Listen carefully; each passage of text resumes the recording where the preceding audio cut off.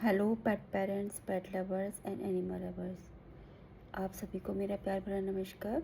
Hope आप सब लोग सही होंगे और जो ये पेट्रोल डीजल का क्राइसिस चल रहा है इसका ध्यान रख रहे होंगे।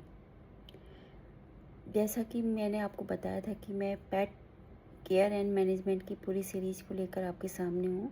तो आज मेरा वीडियो है कि फीडिंग ऑफ पपी, मतलब पपी को आपने अडॉप्ट कर लिया है, पपी को आप लेके आ गए हैं, आपने डिसाइड कर लिया कि कौन सा पपी लाना है, आप पपी को घर लेके आ गए हैं। तो उसके बाद जैसे ही वो घर पर आता है तो आपने उसको क्या क्या खाना देना है, कैसे देना है, दिन में कितनी बार देना है, उसको लेकर मतलब फीडिंग को लेकर आज मेरा ये वीडियो है।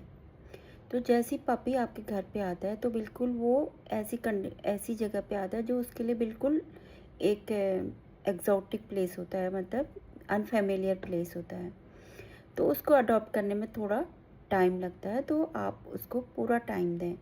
और फिर जैसे ही वो आता है घर पे तो उसके लिए आप एक अच्छी मील प्रिपेयर कर सकते हैं जो कि उसकी फेवरेट हो, जो आप पहले से ही उनके ओनर से पूछ करके बात करके आप उससे पता करके लेके आएंगे वहीं से ही कि ये कौन सा फूड खाना पसंद करता है। अगर उसने नोट डाउन किया होगा या वो क्या खिला रहा होगा वही चीज़ आपने खिलानी है अपने घर पे भी आके, जिससे कि उसको कुछ खाने में एटलीस्ट अनफेमिलियर ना लगे। पर कितना टाइम खिलाना है, दिन में कितनी बार खिलाना है, इसके लिए आपको जो पपी है पहले तो वो माँ का दूध पीता है, तो जब वो 1 महीने का हो जाता है तो वो सॉलिड फूड खाने लगता है और वो फिर उसको आराम से पचा सकता है। तो फिर जो अगर आपने 1.5 महीने में अडॉप्ट किया है तो आप उसको उसका फीड देंगे, जो कि आप दिन में कम से कम 6 बार देंगे।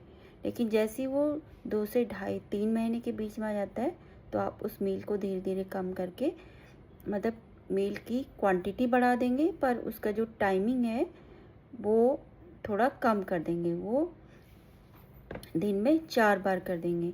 तो जिससे कि वो फिर धीरे धीरे जब वो 6 महीने से ऊपर कर आ जाए तो वो एक दिन में केवल 3 बार आप उसे मील देंगे। और जब वो थोड़ा अब पूरा बड़ा हो जाता है, 1 साल के ऊपर, 9 या 10 महीने के ऊपर पूरा अडल्ट हो जाता है, तो दिन में केवल 2 मील उसके लिए काफ़ी रहेंगे। सुबह थोड़ा सा, पहले आप सुबह एक हल्का सा ब्रेकफास्ट टाइप का, फिर दिन में 1 मील, फिर एक शाम को 5 बजे के आसपास मील, फिर उसके बाद आपने उसे रात में केवल एक लिक्विड फूड दे देना है बस। उसके बाद उसको कुछ भी नहीं देना है।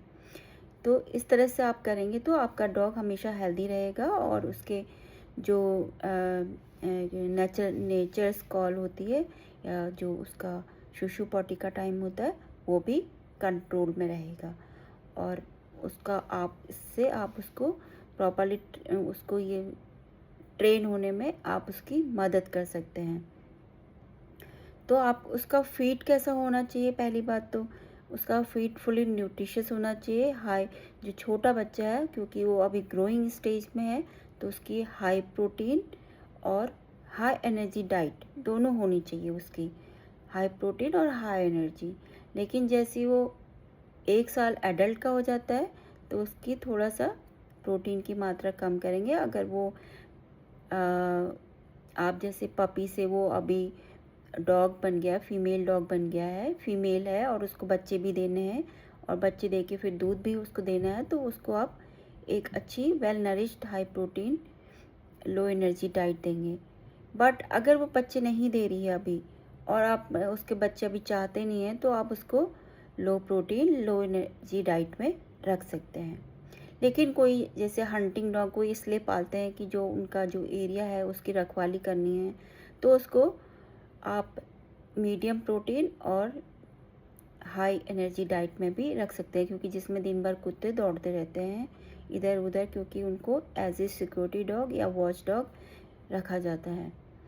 तो इस तरह से अगर आप अपने डॉग की वैसे मैं फीडिंग शेड्यूल आगे भी बताती रहूँगी, इस वीडियो में केवल इतना ही। तो आज के लिए मैं आपसे इजाज़त चाहती हूँ और आपके कोई सवाल हो इससे रिलेटेड तो आप मुझे कमेंट बॉक्स में पूछ सकते हैं। धन्यवाद।